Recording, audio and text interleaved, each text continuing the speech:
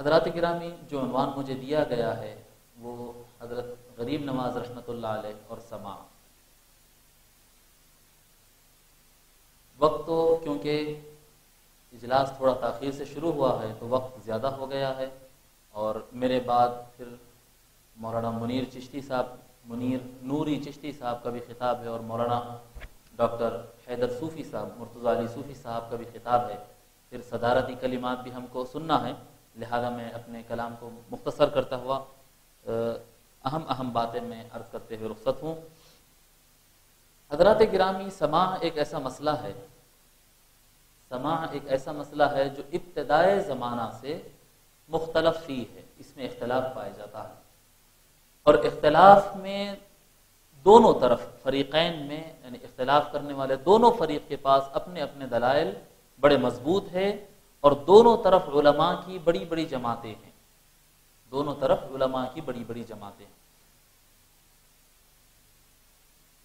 اگر کوئی آدمی یہ سمجھتا ہے کہ بھئی ایک موقف اختیار کر لیا جائے، جیسے کہ بعض علماء کا موقف ہے کہ سماع مطلقاً جائز ہی نہیں، سماع کی اجازت نہیں ہے، اور اس پر ڈٹ جائے اور یہ سمجھے کہ باقی سارے لوگ غلط کر رہے ہیں، تو یہ موقف درست نہیں ہوگا۔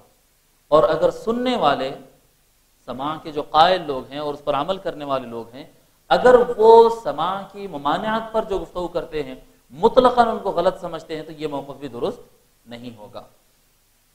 بہت سارے علماء کرام کے اقوال اس میں ملتے ہیں، بعض علماء کرام کے اقوال اس کی حرمت پر ہے، بعض علماء کرام کے اقوال اس کی کراہت پر ہے، بعض علماء کرام کے اقوال اس کے حلت پر ہے، جواز پر ہے کہ یہ عمل کیا جا سکتا ہے۔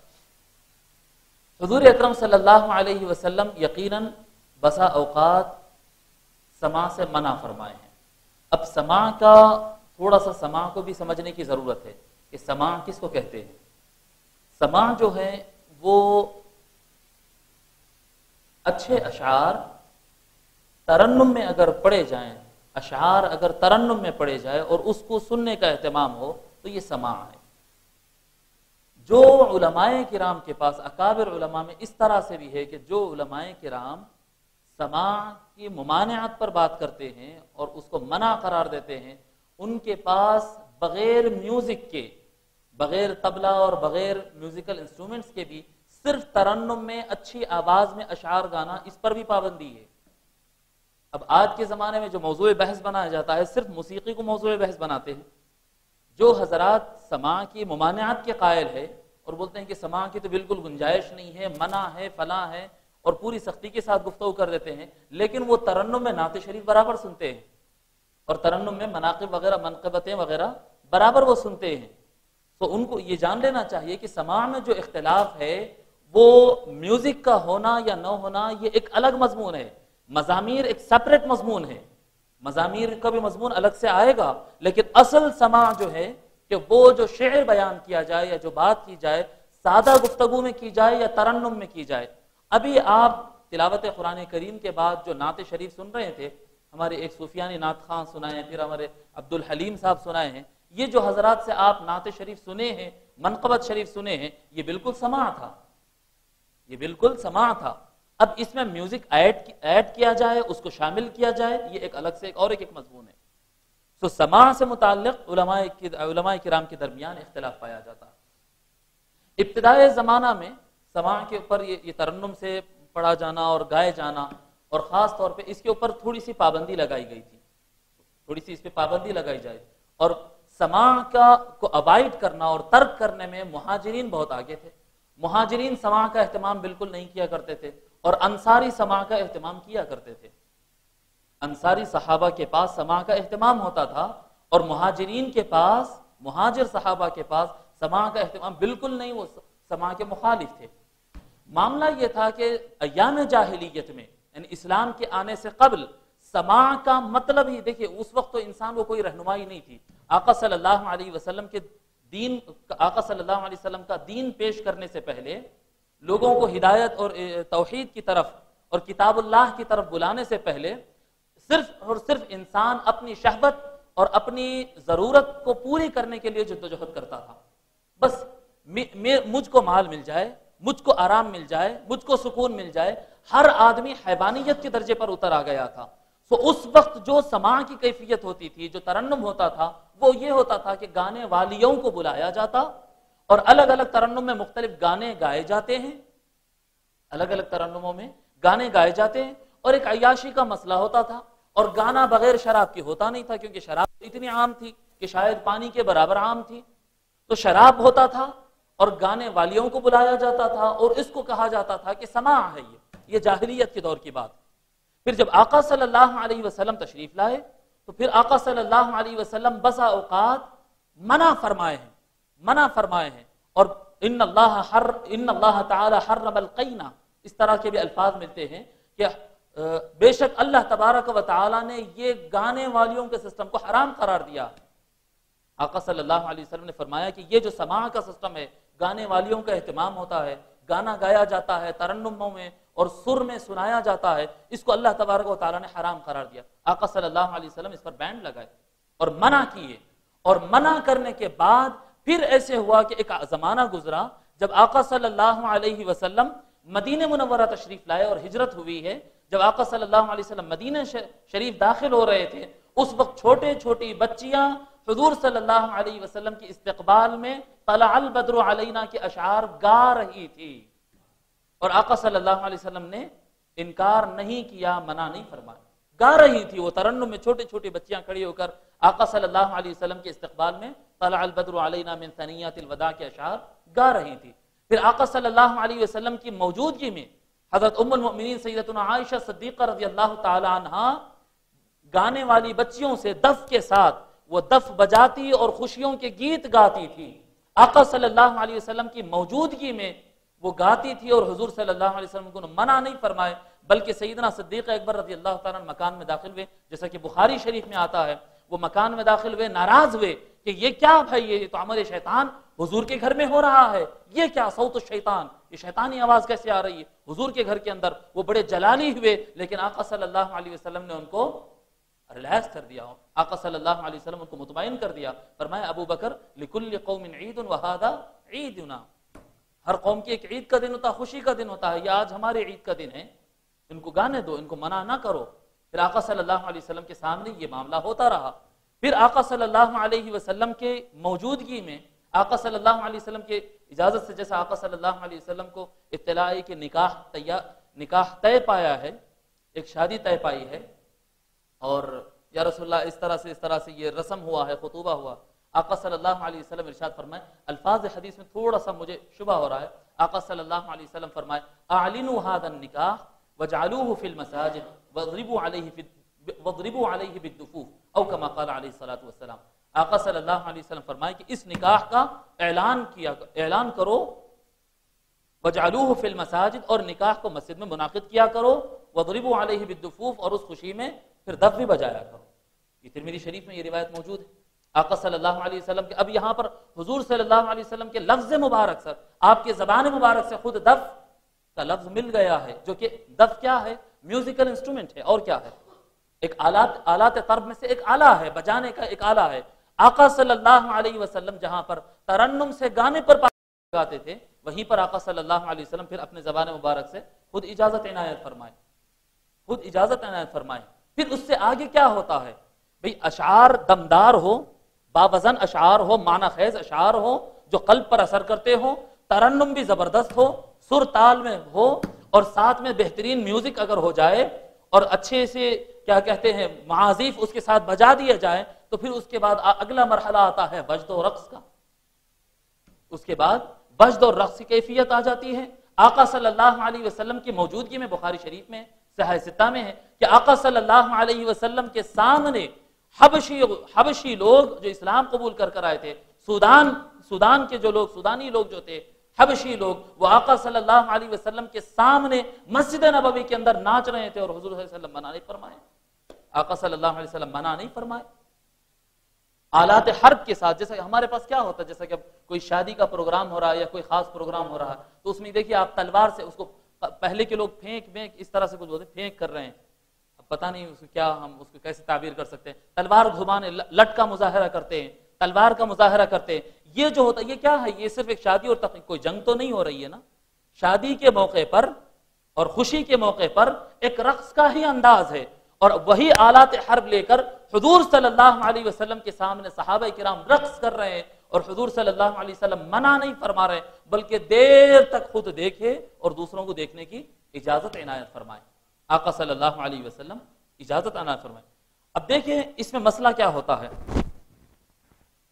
آقا صلی اللہ علیہ وسلم ارشاد فرمائے، جیسے قرآن کی تلاوت ہوتی ہے، قرآن کی تلاوت، آقا صلی اللہ علیہ وسلم فرمائے لیس منا من لم یتغن بالقرآن، جو قرآن کو ترنم سے نہ پڑھے یا ترنم سے پڑھنے کی کوشش نہ کرے وہ ہم میں سے نہیں ہے۔ فرمائے لیس منا، قرآن کریم تو قرآن ہے نا، بغیر ترنم کے پڑھے تب بھی قرآن ہے، پر آقا صلی اللہ علیہ وسلم فرما رہے جو قرآن کو ترنم سے پڑھنے کی کوشش نہ کرے یا ترنم سے نہ پڑھے لیس منا، وہ ہم میں سے نہیں۔ پھر آقا صلی اللہ علیہ وسلم فرمائے زینوا القرآن باصواتکم، اپنے آواز کے ذریعے قرآن کو تم زینت دو، مطلب اچھے اچھے ترنم میں پڑھو، یہ قرآن کی زینت بنتی ہے۔ جی آقا صلی اللہ علیہ وسلم، بہرحال یہ اس طرح کے معاملات ہوتے ہیں، اس طرح کے معاملات۔ اصل وجہ کیا سمجھ میں آتی ہے اس کے اندر؟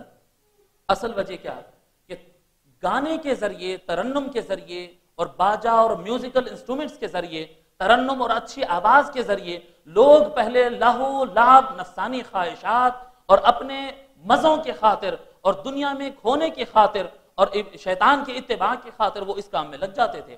اپنی نفس کی غذا، اپنے نفس کی غذا دینے کے لیے وہ اپنے نفس کو مطمئن، نفس امارہ کو مطمئن کرنے کے لیے وہ اس میدان میں لگ جاتے تھے۔ چنانچہ آقا صلی اللہ علیہ وسلم نے اس کو منع فرما دیا۔ جب ایمان اسٹیبل ہو گیا اور لوگ کے قلوب نفس امارہ سے نکل کر پھر لوگوں کے نفوس نفس مطمئنہ کے درجے پر پہنچ گئے ہیں اور ایمان قلب کے اندر راسخ ہو گیا ہے، اللہ اس کے رسول کا پیغام دل میں راسخ ہو چکا ہے، لوگ نماز پڑھنے لگے، روزے رکھنے لگے، حج ادا کرنے لگے ہیں، حقوق العباد جاننے لگے ہیں، تو اس کے بعد جب آلات طرب آئیں گے، اس کے بعد جب اچھے آواز آئیں گے، بہتر سے بہتر سرتال اور اچھے سے اچھی میوزک آئے گی، تو پھر اس کا استعمال بھی بندہ صحیح راہ میں کرنے لگے گا۔ جیسے کہ ایک مثال کے طور پر بتاتا ہوں میں، جیسے کہ زیارت قبور کا مسئلہ ہے۔ زیارت قبور میں آقا صلی اللہ علیہ وسلم خود منع فرمائے تھے، جیسے کہ احادیث میں آتا، مسلم شریف میں ہے، دیگر کتب میں صحیح ستہ میں، کنت نہیتکم عن زیارت القبور، مختلف الفاظ کے ساتھ آقا صلی اللہ علیہ وسلم فرمائے میں نے تم کو زیارت قبور سے منع کیا تھا۔ اب یہاں پر آقا صلی اللہ علیہ وسلم خود فرما رہے ہیں کہ میں نے منع کیا تھا۔ اس کے بعد آگے ارشاد فرماتے ہیں فزوروہا، تم اب زیارت کرنا شروع کر دو۔ کہ ابتدائے اسلام کے موقع پر زیارت کرنے سے منع کیوں کیا گیا تھا؟ آپ علماء کو اٹھا کر پڑھیں، ممانعت کی کوئی اور وجہ سمجھ میں نہیں آتی۔ ایمان کمزور تھا، ابتدائے اسلام تھا، ایام شرک اور ایام جاہلیت میں لوگ قبرستان جاتے، اپنے باپ دادا کی قبروں کو سجدے کرتے، اپنے باپ دادا کی قبروں کی پوجا کیا کرتے تھے۔ تو قبرستان کو جانا ایک علامت شرک تھا، ایک علامت شرک۔ خبر یعنی اگر کوئی ایام جاہلیت میں اسلام سے قبل اگر کوئی آدمی یہ کہتا کہ بھئی میں قبر پر گیا تھا، میں قبرستان گیا تھا، ہر آدمی یہی سمجھتا تھا ہاں بھئی اپنے دادا کی قبر کو پوجا کرنے گیا، تو ایک علامت شرک تھی، وہ علامت شرک تھی۔ آقا صلی اللہ علیہ وسلم منع کر دیے، لیکن جب ایمان راسخ ہو گیا، ایمان قلوب کے اندر راسخ ہو گیا، مضبوط ہو گئی، توحید آ گئی، اب کوئی مسلمان شرک نہیں کر سکتا ہے، جب اس بات کا اطمینان ہو گیا، پھر آقا صلی اللہ علیہ وسلم نے فرمایا فزوروہا، جاؤ قبرستانوں کو جاؤ، زیارتیں کرو۔ اس کے آداب بتائے ہیں، طریقے کے خود آقا صلی اللہ علیہ وسلم کر کے بتائے۔ اسی طرح آقا صلی اللہ علیہ وسلم ممانعت فرمائے، غنا پر، سماع پر، ان چیزوں پر ممانعت فرمائے، لیکن جب لوگوں کے دل و دماغ مستقیم ہو گئے اور رجوع الی اللہ ہو چکے ہیں، تو پھر اس کے بعد آقا صلی اللہ علیہ وسلم کی موجودگی میں خود دف بجایا گیا، اور نکاحوں کے موقع پہ آقا صلی اللہ علیہ وسلم دف بجانے کی اجازت بھی عنایت فرمائے۔ اس کردار سے یہ پتہ بھی چل جاتا ہے کہ سماع کی اجازت کس چیز کے لیے ہے۔ جس طرح سے کہ بھئی ممانعت کی گئی تھی شرک کے خطرے سے، اگر آج بھی کوئی بندہ قبر پر جا کر شرک کرتا ہے تو اس کے لیے حرام ہے۔ اگر کوئی آج قبر پہ سجدہ کرنے کے لیے جاتا ہے یا کوئی عمل شرک کرنے کے لیے جاتا ہے تو اس کے لیے قبور کی زیارت کے لیے جانا آج بھی حرام ہے، وہ ہرگز نہ جائے۔ اگر توحید راسخ ہے تو جائے، نہیں سجدہ کرنے کا ڈر ہے، بے قابو ہونے کا ڈر ہے، تو پھر وہاں پر قبر کو جانے سے اوائڈ کرے اور دور رہے، اس کے لیے حرام ہے۔ اسی طرح سے اگر آج میوزک کے سننے سے دل دنیا میں لگتے ہیں، رقص و سرور کی طرف جاتے ہیں اور نفس امارہ ابھرتا ہے اور دل اس طرف مائل ہوتا ہے، دنیا غالب آ جاتی ہے، بندہ پھر اس رقص و سرور کے اندر نماز بھول جاتا ہے، حقوق بھول جاتا ہے، اس کے ذہن عیاشیوں اور فحاشیوں سے بھر جاتا ہے، بے حیائی اگر آنے کا امکان ہے تو آج بھی سماع، میوزک، ترنم اور اچھی آواز سارے چیزیں حرام ہیں، سارے چیزیں حرام ہیں۔ لیکن اگر قلب مائل الی اللہ ہے، قرآن ترنم سے جس طرح سے سنتا ہے تو انسان کا ذہن بے حیائی کی طرف نہیں جاتا ہے، نفسانی خواہشات کی طرف نہیں جاتا ہے قرآن سننے سے، اسی طرح سے اگر سماع سننے کے بعد اگر اس کا قلب رجوع الی الرسول ہو رہا ہے، آقا صلی اللہ علیہ وسلم کی طرف اگر اس کا قلب پلٹ رہا ہے، اولیاء کرام کی طرف پلٹ رہا ہے، مولا علی کی طرف پلٹ رہا ہے، اپنے شیوخ اور اکابر کی طرف پلٹ رہا ہے، تو اس کے لیے برابر یہ سماع جائز ہے، اس کے لیے یہ سماع بالکل جائز ہے۔ لیکن اگر اس کا دل نفسانی خواہشات کی طرف جا رہا ہے تو یہ بالکل منع ہے۔ سماع میں ہوتا کیا ہے؟ سماع سے سب سے پہلے ایک وجد پیدا ہوتا ہے، سماع سے دل کے اندر وجد پیدا ہوتا ہے۔ ہوتا کیا ہے اتنا سن لیجیے آپ، کہ جب سماع شروع ہوتا ہے، ترنم میں کوئی اچھی سریلی آواز میں اچھا کلام پڑھا جاتا ہے تو دل کے اندر ایک وجد یعنی کیفیت پیدا ہوتی ہے، اور اس وجد سے حرکت پیدا ہوتی ہے جسم کے اندر۔ وجد جو ہوتا ہے وہ عمل قلب ہے، جسم کا نہیں، وجد جسم پہ نہیں ہوتا ہے، وجد قلب میں ہوتا ہے۔ بہت سارے لوگ بولتے ہیں وجد کر رہے ہیں، یہ اب ایک غلط العام فصیح چل گیا ہے، ٹھیک ہے، ناٹ بیڈ، کوئی اس پہ آبجیکشن بھی نہیں ہے، مگر حقیقت میں وجد وجدان سے ہے اور یہ عمل قلب ہے، وجد قلب میں ہوتا ہے، اور اس وجد کی وجہ سے پھر جسم پر حرکت آتی ہے، حرکت آتی ہے، اور اگر وہ حرکت اگر غیر موزون رہی، ٹیڑھا میڑھا الٹ پلٹ، تو اس کو بولیں گے اضطراب، آدمی مضطرب ہو گیا، بے چین ہو گیا، بے قرار ہو گیا، یہ اس کو کہتے ہیں اضطراب۔ اور اگر وہ لہر میں رہی، جیسا ترنم میں یعنی کلام لہر میں ہے، ویسے ہی اگر حرکت بھی لہر میں ہے تو اس کو پھر ہم کہتے ہیں تھالی اور رقص۔ آدمی اگر تڑپ رہا ہے، بے قرار ہو کر کوئی آدمی تڑپتا ہے اور کوئی آدمی ناچتا ہے، ناچ اور تڑپ میں فرق اتنا ہی ہوتا ہے کہ تڑپ میں انسان بے قابو اور اس کے حرکت جو ہوتی ہے وہ ٹیڑھی بینگی ہوتی ہے، کوئی اس کا کوئی اصول، کوئی اسٹیپس نہیں ہوتے، اور رقص کے اندر کوئی اسٹیپس ہوتے، کوئی اسٹیپس ہوتے۔ اور جیسے کہ ہم نے بتا دیا کہ اگر یہ چیزیں اللہ اور اس کے رسول سے جوڑنے اور حب الہی کی شمع اگر دل میں جلانے کے لیے اگر یہ کام ہو رہا ہے تو ان کے تمام اسٹیپ پھر جائز ہوں گے، تمام اسٹیپ پھر اس میں جائز ہوں گے۔ جیسے کہ اگر سماع کے اوپر اگر آپ مختصراً اگر آپ سارا مضمون سمجھ لینا چاہتے ہیں تو پھر حضرت بحر العلوم سیدی محمد عبد القدیر صدیقی رحمۃ اللہ علیہ، ان کی کتاب ہے، ان کا رسالہ ہے سماع، اس میں آپ پڑھیں، کئی مرتبہ ایسا ہوتا کہ انصاری صحابی سماع کے لیے بیٹھتے اور سماع سنتے رہتے ہیں، مہاجر صحابی اعتراض کرتے کہ یہ کیا ہو رہا ہے، انصاری صحابی کہتے کہ اگر تم کو سننا ہو تو بیٹھو، نہ سننا ہو تو چلے جاؤ، ہم تو سنیں گے ہی سنیں گے۔ تو صحابہ کرام میں بھی اس میں اختلاف ضرور رہا، میں یہ نہیں کہہ رہا ہوں کہ جو وہ مسلک اختیار کرتے ہیں وہ غلط ہے، نہیں، مگر صحابہ کرام میں بھی سماع پایا گیا، اولیاء کرام میں، اکابر اولیاء کرام میں۔ حضرت جنید رحمت اللہ علیہ، حضرت جنید بغدادی رحمت اللہ علیہ، جو اکابر اولیاء میں سے، آپ فرماتے ہیں تنزل الرحمت علی هذه الطائفہ، وہ تین باتیں ہیں، اصل میں تفصیلی ہے۔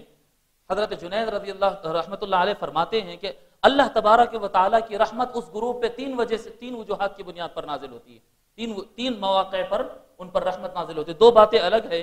تیسری چیز وہ فرماتے ہیں لِأَنَّهُمْ يَسْمَعُونَ بِوَجْدٍ وَيَشْهَدُونَ حَقًّا، فرماتے حضرت جنید بغدادی رضی اللہ تعالی عنہ، کیونکہ وہ کیفیت کے ساتھ کلام سنتے ہیں، ایسا اوپر سے نہیں سنتے ہیں، معنی سمجھتے ہوئے۔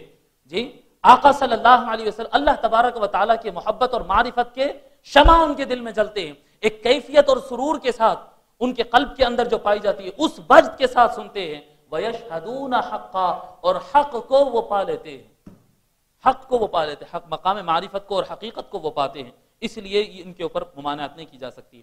اور اگر عقلی طور پر بھی اگر دیکھا جائے، سماع پر جو اعتراض ہوتا ہے، ایک عقلی دلیل اس سے متعلق، انسان کا دیکھنا ہے، سننا ہے، چکھنا، یہ حواس خمسہ ہے، دیکھنا، سننا، چکھنا، چھونا، بولنا، سونگنا، یہ حواس خمسہ ہے انسان کے۔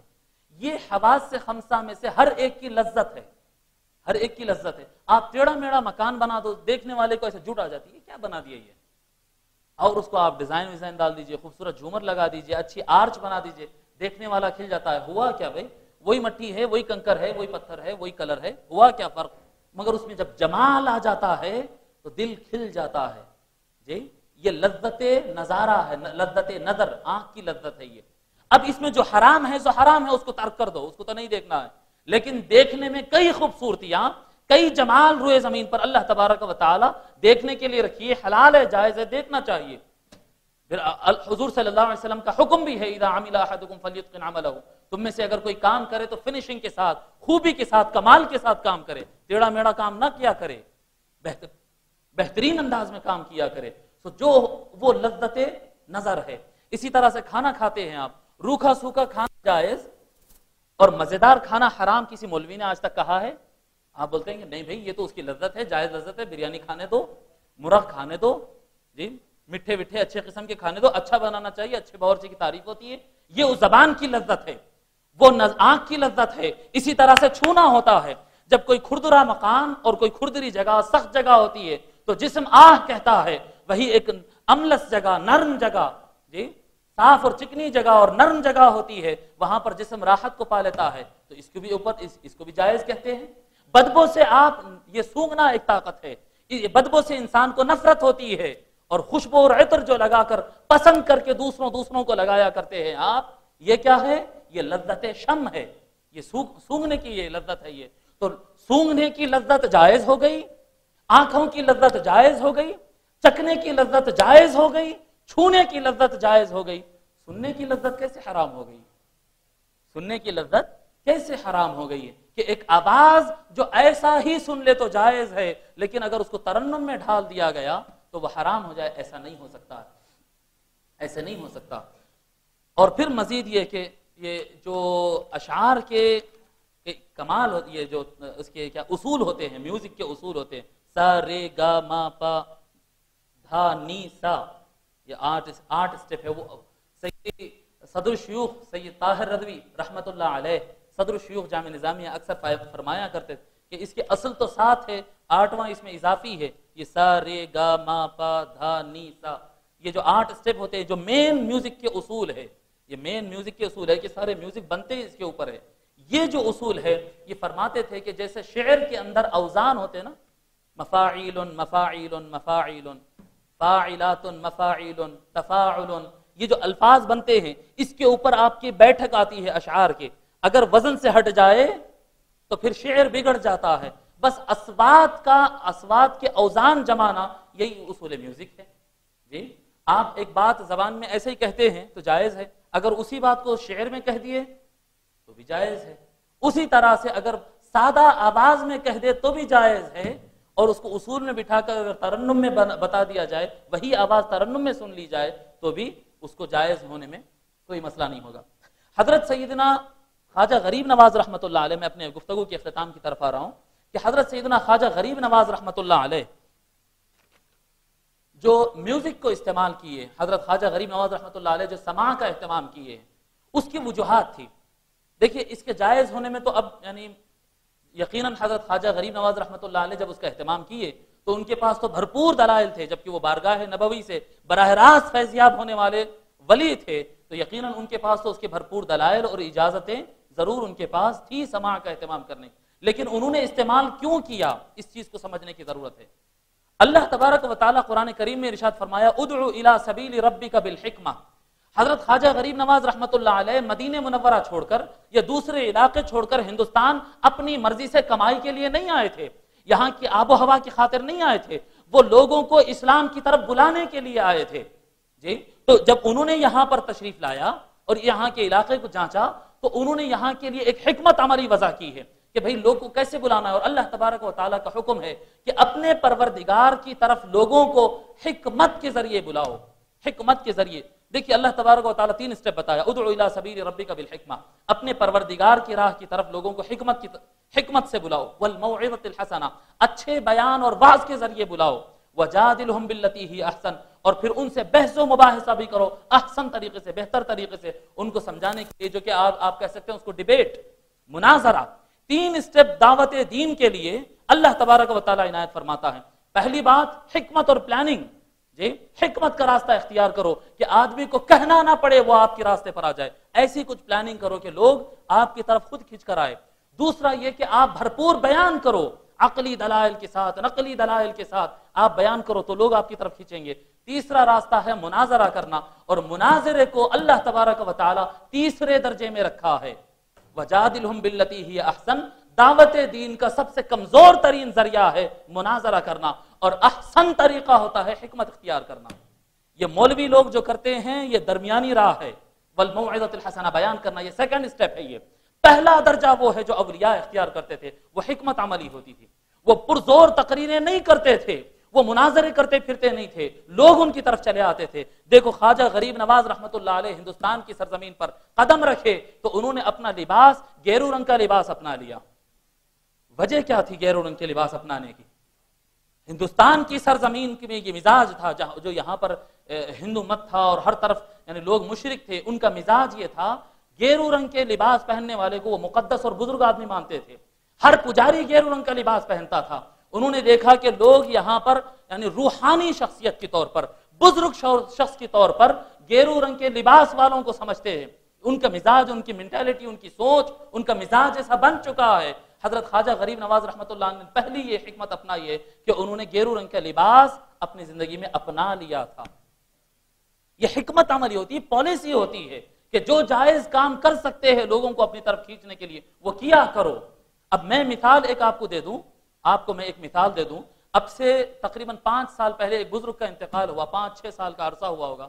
ان کا نام ہے ڈاکٹر حمید اللہ صاحب، فرانس کے ڈاکٹر حمید اللہ صاحب۔ آپ میں سمجھتا ہوں تقریباً اکثریت تو ان کے نام سے واقف ہے۔ ڈاکٹر حمید اللہ صاحب جامعہ نظامیہ کے فارغ التحصیل، حیدرآباد کے باشندے، جامعہ نظامیہ سے فاضل و کامل کیے، حکومت کے اعلیٰ عہدوں پر تھے، سلطنت آصفیہ کے سفیر تھے، اور انہوں نے امریکہ، پھر برطانیہ اور فرانس وغیرہ یہ علاقوں کا بحیثیت سفیر انہوں نے دورہ کیا۔ 1947 کے بعد وہ آزادی ہندوستان اور انضمام حیدرآباد کے بعد پھر وہ ہندوستان پلٹ کر نہیں آئے، وہ مستقل طور پر فرانس کے اندر رہ گئے۔ بڑے جید عالم دین، پوری دنیا ان کو عالم دین مانتی ہے، ایسا نہیں کہ ایک طبقہ مانتا ہے، نہیں مانتا ہے۔ اہل سنت والجماعت مانتے ہیں، دیوبندی ادارے مانتے ہیں، غیر مقلدین ان کو مانتے ہیں، سعودیہ کی حکومت ان کو مانتی ہے، دنیا کے شرق سے لے کر غرب تک ہر طبقے کا آدمی ان کو بڑا عالم مانی، بلکہ ان کو یہ بھی کہا جاتا تھا کہ مجدد علوم سیرت، حضور صلی اللہ علیہ وسلم کے سیرت پاک کے جو علوم ہے اس کے ان کو مجدد کہا جاتا تھا۔ فرانسیسی زبان میں ان کے قرآن آج لاکھوں کی تعداد میں چھپ چکی ہے۔ یہ باشندے یہ طالب علم جامعہ نظامیہ کے جو تھے، یہ ان کے ہاتھ پر میں آپ کو بتاؤں ایک فرزند جامعہ نظامیہ، ایک فرزند حیدرآباد، جو ہمارے لیے باعث فخر ہے، ہمارے لیے باعث فخر ہے۔ جب یہ فرانس میں رہے تو رجسٹرڈ جو نام ملے ہیں، آن ریکارڈ جو نام ملے ہیں، 30,000 فرانسی ان کے ہاتھ پر اسلام قبول کیے ہیں۔ 30,000 آن ریکارڈ ملے ہیں، جن کے نام ملے ہیں۔ جن کے نام ریکارڈ میں نہیں آئے وہ فرانسی الگ سے ہے۔ پھر اس میں برطانیہ کے جو لوگ اسلام قبول کرے ان کا حساب نہیں ہے، امریکہ کے لوگ جو ایمان قبول کرے، اب آپ مان کے چلے کہ 40-50 ہزار انسان ان کے ہاتھ پر اسلام قبول کیے، بڑے اللہ والے عالم دین، دنیا ان کو مانتی تھی۔ جب جامعہ نظامیہ میں شیخ حسن ہیتو صاحب دامت برکاتہم کویت کے بڑے عالم دین ہیں، وہ یہاں پر تشریف لائے تو میں ان سے پوچھا کہ شیخ آپ کبھی ڈاکٹر حمید اللہ، آپ یورپ کا وہ دورہ کرتے رہتے، تو حضرت آپ کبھی ڈاکٹر حمید اللہ صاحب سے ملاقات کیے؟ تو حضرت فرمایا ہاں بالکل ملاقات کیا، بڑی شخصیت تھی، میں ان سے گیا تھا ان کے گھر پر ملاقات کیا۔ میں بولا حضرت وہ یورپ میں رہتے تھے، کیا لباس پہنتے تھے؟ تو بڑی آسانی سے انہوں نے کہا کہ بدلہ و کرفتہ، سوٹ اور ٹائی پہنا کرتے تھے۔ ایک اللہ والا، ایک عالم دین، مجدد علوم سیرت، دنیا میں اس کے ہاتھ پر ہزاروں کی تعداد میں لوگ اسلام قبول کر رہے ہیں، اور وہ وہاں پر سوٹ اور ٹائی میں بیٹھا ہوا ہے۔ وجہ کیا ہے سمجھنے کی ضرورت یہ ہے۔ اب ہم یہاں پر بیٹھ کر ارے ان کو تو یہ نہیں کرنا چاہیے تھا، ویسا تو نہیں کرنا چاہیے تھا، ایسا تو نہیں کرنا چاہیے تھا، ارے وہ خاموش بیٹھو۔ ان کے اس انداز میں، ان کے اس تیور میں وہ وہاں کے مقامی افراد میں گھل مل گئے، ان کے اندر داخل ہونے کا موقع مل گیا۔ لوگ ان کو دور کی نظر سے، اور کیا کہتے ہیں، اب ہمارے پاس جو مزاج بنا ہوا ہے، پیر صاحب آ رہے ہیں تو پھر وہ بڑے بڑے تسبیحاں، بڑے بڑے چھلے اور الگ الگ کلرز وغیرہ، آپ ڈسٹینس مینٹین کرتے ہیں، پورا ادب کرتے ہیں، ڈسٹینس سے ان کو بھجا دیتے ہیں۔ نہ ایک مرتبہ مسکرا کر بات کرنے کا موقع ہوتا، نہ پیر کے ساتھ کیا کہتے ہیں کھانے کا اہتمام ہوتا ہے، نہ یہ جو خوش اخلاقی کے اور ملنساری کا جو تعلق ہونا چاہیے وہ تعلق کا موقع ہی نہیں آتا ہے، جس کی وجہ سے انسان ادب ضرور کرے گا لیکن متاثر نہیں ہوگا۔ متاثر اسی وقت ہوگا جب آپ کے ساتھ اٹھے گا، بیٹھے گا، چلے گا، پھرے گا، کھائے گا، پیے گا، سوئے گا، سب کچھ آپ کے ساتھ کرے گا، تب متاثر ہوگا۔ ڈاکٹر حمید اللہ صاحب نے یہ انداز اپنایا تھا۔ یہ حکمت عملی ہوتی ہے۔ ہمارے شیخ الاسلام پروفیسر ڈاکٹر محمد طاہر القادری صاحب ایک کیک کیا کاٹ دیا، پوری دنیا میں ہنگامہ ہو گیا. کیک کاٹنا ان کا کوئی شوق تھا؟ یورپی دنیا کے اندر اسلام کو ان کو پہنچانا تھا. مشرق اور مغرب کے درمیان جو تناؤ پیدا ہو گیا ہے، مسلمانوں اور عیسائیوں میں جو بلا وجہ کی یہودیوں کی سازش کی وجہ سے جو تناؤ پیدا ہو گیا تھا، اس تناؤ کو ختم کرنے کے لیے ایک حکمت عملی انہوں نے اپنائی. جہاں تک جواز کی صورت نکلتے جاتی ہے، اس طریقوں کو اپنا کر انہوں نے مختلف مذاہب کے لوگ کو ایک پلیٹ فارم پہ لا کر پھر سے محبت کا پیغام عام کرنے کی کوشش کی. بس فتویٰ لگا دیے. فتویٰ لگانا آسان ہوتا ہے. اگر فتویٰ ہی لگانا ہے تو پھر خواجہ غریب نواز رحمۃ اللہ علیہ سے کوئی پوچھے کہ ہندوستان کی سرزمین پر جہاں پر گیرو کلر کا لباس پہننا صرف اور صرف پجاریوں کی علامت تھی، خواجہ غریب نواز نے اس لباس کو کیوں اپنایا تھا؟ اگر علامت ہی کی بنیاد پر اگر فتوے لگنا ہے تو پھر لگا دیا جائے. اور پھر ساتھ ساتھ اس زمین میں بتا رہا ہوں، میری اپنی بات ہے، میں کہیں پڑھا کرا نہیں، استاد محترم کی موجودگی میں بہت زیادہ بول جا رہا ہوں. میں عرض کروں، میرا اپنا تجزیہ ہے کہ اس زمین میں، ہندوستان کی اس زمین میں میوزک ہے، اس کی مٹی میں میوزک ہے، اس کے مٹی میں میوزک ہے. مجھے خیال ہے تقریباً 5-6 سال پہلے، 7 سال پہلے ایک خبر چھپی تھی کوئی اخبار میں، پرانی خبر ہے، کہ ہندوستان نے فلم بنانے میں، فلمیں جو بنتی ہیں نا، فلم انڈسٹری کے ذریعے grains book of world record بنایا کہ ایک سال کے اندر 800 فلمیں بنی. 800 فلمیں ایک سال کے اندر بنائی گئی ہے. اور ہندوستان کی کوئی فلم بغیر گانا اور میوزک کے نہیں ہوتی ہے. اور اس کے باوجود ہر فلم آتی ہے 5, 10, 8, 15 گانے اس کے اندر شامل ہوتے ہیں. اس کے باوجود لوگ سنتے ہیں، بیزار نہیں ہوتے. آپ یورپ میں جائے لوگ اتنا میوزک کا اہتمام نہیں کرتے. عربستان میں جائے لوگ کے درمیان اتنا میوزک کا اہتمام نہیں ہے. دوسرے علاقوں میں جائے اتنا اہتمام نہیں ہے. یہاں پر اتنا میوزک کا اہتمام ہوتا. بر صغیر ہندوستان، پاکستان، بنگلہ دیش اور سری لنکا کا جو علاقہ ہے، اس زمین کے مٹی میں میوزک ہے. یہاں کے لوگ کے نیچر میں ترنم ہے.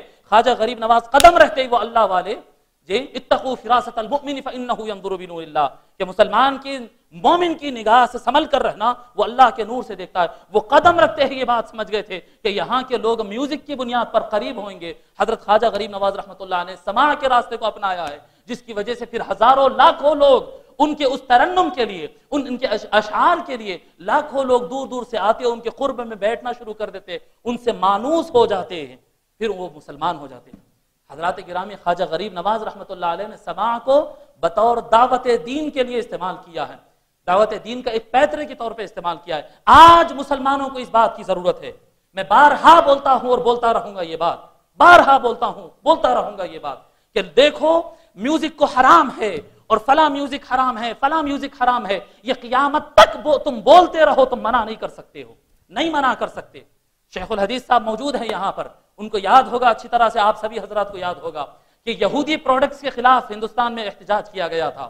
ڈنمارک کے واقعے کے بعد لیکٹوجن کو بند کیا جائے، نیسل کمپنی کو بند کیا جائے، فلاں کولگیٹ نہ استعمال کیا جائے، پیپسی کولا کو بند کیا جائے. کتنوں کو بند کرے آج تک؟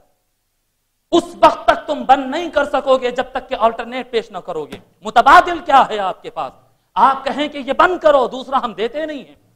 جی ہم بچوں کا دودھ تو بنائیں گے نہیں، اور لیکن وہ دودھ بند کر دو، وہ یہودی کمپنی ہے. جب تک نہیں ہو سکتا ہے. بخدا بتا رہا ہوں، یہ مولویوں اور واعظوں کی کثرت اور ان کے کثیر خطابات بھی پبلک کو گانے سننے سے نہیں پلٹا سکتی ہے. ان کو فلمیں دیکھنے اور گانے سننے اور میوزک پر رقص کرنے سے ان کو ہرگز نہیں روک سکتی ہے. اس کا ایک ہی علاج ہے، وہ خواجہ غریب نواز والا عمل، کہ تم ایسے میوزک بنانا شروع کرو، کہ تم ایسے ترنم گانا شروع کرو. آپ کے نعتیہ کلام، حمدیہ کلام، اخلاقی کلام، آپ کا ایسا کلام اور ایسا ترنم اور ایسی ڈومینیٹنگ کرنے والی میوزک آپ کی آ جائے کہ پھر جو فلم انڈسٹری ہے اس میں فحاشی والی مارکیٹ ڈاؤن ہو جائے اور یہ عظیم الاخلاق اچھی میوزک اس کے اوپر غالب آ جائے. اور یہ اس وقت تک نہیں ہو سکتا جبکہ وہ جو میوزک بجا رہے ہیں اس سے بہتر میوزک تم نہ بجا دو. آپ دیکھیں نا، یہ سا ری گا ما پا دینا دھا نی سا، یہ جو اصول ہیں، اس کے جو بھی اصول ہیں، اس کے واضح حضرت امیر خسرو رحمۃ اللہ علیہ سلسلے چشتیہ کے بزرگ کیوں وضع کیا انہوں نے؟ کیا مطلب تھا؟ پورے ہندوستان میں باجا ہوتا تھا، پورے ہندوستان میں میوزک بجتی تھی، لیکن اصول انہوں نے بنا کر بتا دیا کہ مسلمان حضرت امیر خسرو اور نظام الدین اولیاء رحمۃ اللہ علیہ کے زمانے میں میوزیکل انڈسٹری کے اوپر اپنا سکہ جما دیے تھے کہ پورے ہندوستان میں کوئی میوزک بجاتا ہے تو اس کے ایک مسلمان کے بنائے ہوئے اصول میوزک کو اپنانا پڑتا ہے. انہوں نے مارکیٹ پر اپنا ڈومینیشن بنا کر بتایا تھا کہ تبلیغ اسلام کے لیے لوگ کو اگر اپنی طرف راغب کرنا ہے تو آپ کو اور بہتر میوزک بجانا پڑے گا. اور اچھا کلام بتانا پڑے گا، اور آلٹرنیٹ ہم نہ پیش کریں اور پبلک کو کہتے رہیں کہ فلمیں حرام ہے، گناہ کبیرہ ہے، اور گانے مت سنو، مخرب اخلاق ہے. تو یہ باتیں بڑے اچھی ہے، بولنے والے کو ثواب ہوگا، سننے والے کو ثواب ہوگا، عمل نہیں ہو سکتا ہے. میں بہت کچھ عرض کر دیا، آخری ایک جملہ سنا دیتا ہوں کہ حضرت ممشاد دینوری رحمۃ اللہ علیہ فرماتے ہیں کہ ایک مرتبہ میری آنکھ لگ گئی اور میں آقا صلی اللہ علیہ وسلم کو اپنے خواب میں دیکھا. یہ حضرت امام غزالی رحمۃ اللہ علیہ سے بھی اوپر کے اکابر میں سے، بڑے اللہ والے، فرماتے میری آنکھ لگ گئی، میں حضور صلی اللہ علیہ وسلم کو خواب میں دیکھا اور میں عرض کیا کہ یا رسول اللہ، یہ جو لوگ سماع سنتے ہیں، وجد کرتے ہیں، رقص کرتے ہیں، پتہ نہیں کیا کیا ان کی کیفیات ہوتے ہیں، یا رسول اللہ آپ اس کو ناپسند تو نہیں کرتے؟ آقا صلی اللہ علیہ وسلم خواب میں فرمائے بھی کوئی مانے نہ مانے اب اس کی مرضی کی بات ہے، خواب ہے، مگر ہمارا تو عقیدت ہے بزرگان دین کے خوابوں کی، ہم تو سنتے ہیں. حضرت ممشاد دینوری رحمۃ اللہ علیہ فرماتے کہ حضور صلی اللہ علیہ وسلم نے فرمایا کہ میں اس چیز کو ناپسند نہیں کرتا، مگر ایک چیز ان سے کہہ دو کہ یہ جب سماع شروع کریں تو قرآن کی تلاوت سے شروع کریں، اور جب سماع ختم ہو تو پھر اختتام پر تلاوت ہو. اور ہر خانقاہ میں جا کر دیکھو یہ عمل آج موجود ہے کہ فاتحہ سے سماع شروع ہوتا ہے اور فاتحہ پر اس کا اختتام ہوتا ہے. اللہ تبارک و تعالیٰ سے دعا ہے کہ ہم کو سمجھنے اور اس پر عمل کرنے اور حکمت عملی کے ساتھ عمل کرنے اور کہ توفیق عنایت فرمائے، اور خواجہ غریب نواز رحمۃ اللہ علیہ کے فیوزات سے ہم کو مالا مال فرمائے. وما علینا الا البلاغ.